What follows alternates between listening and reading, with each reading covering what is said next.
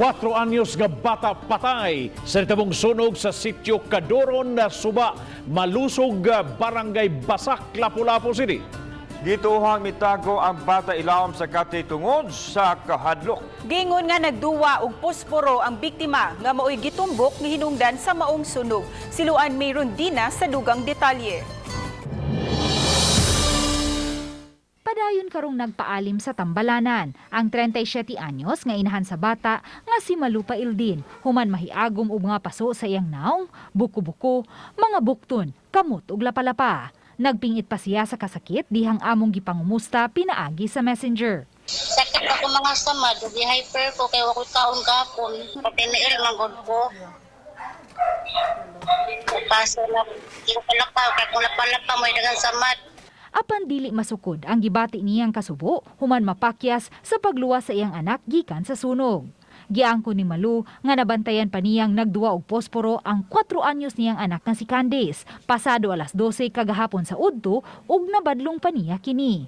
Sa kutson manggod niya gikuan, gidagbot mo nang dali kay nasiga. Sa pag-ulbo sa kayo, unang naluwas ni Malu ang kamanghurang anak nga nag-edad og kapin sa usa ka tuig. Apan wa na niya maluwas ang ikatulong anak nga si Candice. Kaya na siya ako sa taas, kaya siyagit mo siyang mama, apin ako sa ubos, kung papalit na ko sa taas, kaya siyagit mo siyang mama, di na ako kakuha, nasunog naman akong tanlawas, nasunog naman akong tiyak buhok. Nagtuo si FO2 Jeffrey Herodias, fire investigator, nga posibleng mitago ang bata ilawom sa katre tungod sa kahadlok. Ang bata sa pagkita na mami is natabunan man sa bed. Tabunan sa bed frame. So more or less, either nasa subos, pero most likely nasa ilawom sa bed.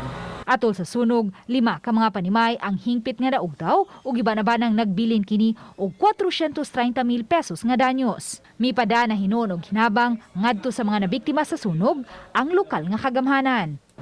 Subling pahimangno sa mga otoridad ngadto sa mga ginikanan nga siguroong malayo gikan sa mga bata ang unsa mga butang nga mahimong sangputanan sa sunog sama sa posporo aron malikay sa disgrasya. Uban ni Marlon Melgazo, Luan Merondina, Balitang Bisdak.